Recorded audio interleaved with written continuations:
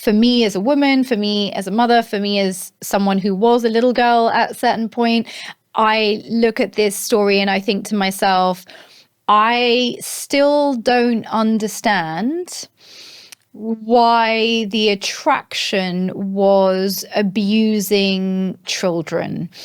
Are we saying that all these people in power, those named and those not named yet, are just sick? Like all of them are pedophiles? It's such a hard question, you know, why is it this kind of child sexual abuse that is at the heart of this? And I think, you know, it's likely a couple of things. It's probably that Jeffrey Epstein himself, you know, was a paedophile, and he's the one who kind of set all of this up from what we know. And for the others who allegedly abused minors as well, whether or not they are paedophiles, I suspect there's something which again links back to power, which is about being able to do something that the world almost unanimously agrees is one of the most egregious things you can do. And these people were being offered to be able to do that with complete impunity. And that is powerful. You know, that would make them feel powerful. So, you know, whether or not they are all paedophiles, I think there is something here which perhaps Jeffrey Epstein knew, which was that, you know, to offer them the chance to do something that almost everyone would agree is completely reprehensible and get away with it, means that you're a very powerful individual. And Jeffrey Epstein, from accounts, again, from survivors I know who were trapped with him, was very good at making people feel like that. And the sad thing is, if you know, he was promising them impunity, if that was the thing that drew them to it, he was right. You know, for almost 30 years, you know, and still now, he was right, because most of these people still haven't been charged.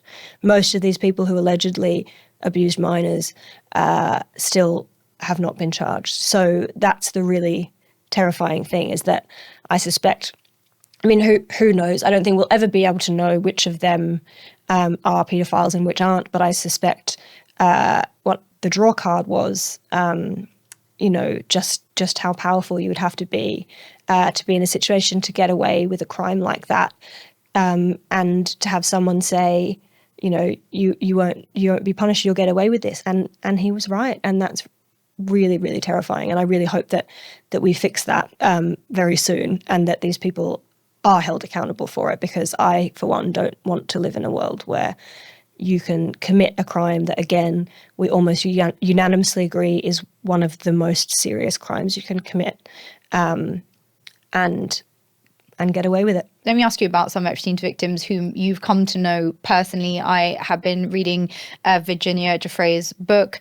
It's both very, very difficult to read, but also her voice comes out in the book in a way that she sounds hopeful about life again, which I think makes her death particularly puzzling.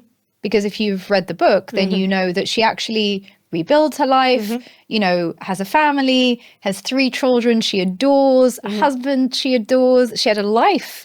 She'd rebuilt a life for herself and was on the cusp of, I think, going after some new people, I believe, before she died. What do you think is most misunderstood about these victims that you've come to know? Oh, just almost everything. I mean, one of the things that I talk about a lot is the way that we as a society are still unbelievably attached to what we call rape myths, which are a set of beliefs around sexual abuse that are completely false, but held and strongly believed by the majority of people in this country, at least. And so, because for whatever reason, we are still so attached to these myths, and those completely false beliefs drive how the world sees these victims. And the result of that is that these victims have been re-traumatized again and again and again and again by people who whether they admit it to themselves or not, hold these false beliefs about sexual abuse and sexual assault. And so, I think with some of these victims who I now know very, very well, it's so hard to read what some people would like to suggest about them. The rape myths that we're talking about include things like they made up an allegation for attention, they made up an allegation for money, they did something they regret, and so they made up an allegation. When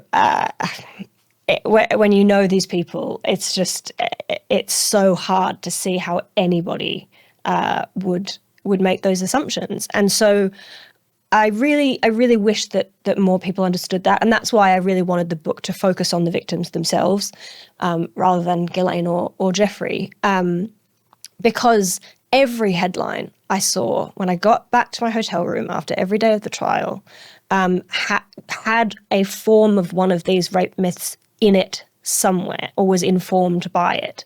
So, the best example, I think, is Annie Farmer, who testified for a very long time about being abused, and about these terrible, terrible things that happened to her. And she talked about it for hours, and it was so brave, and listening to it was so powerful, and it was incredibly important to the jury. But then the defense came out and said, so she said that Ghislaine had bought her a pair of cowboy boots. I remember this. On one of their trips. And this is important because, again, this is something I really care about, this idea of grooming.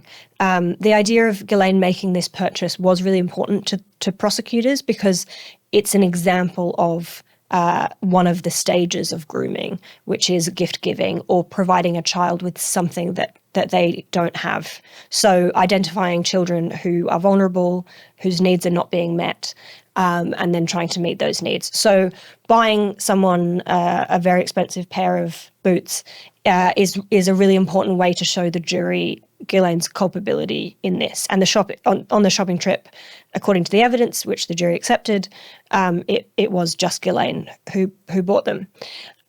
So Annie Farmer gave these boots to the FBI.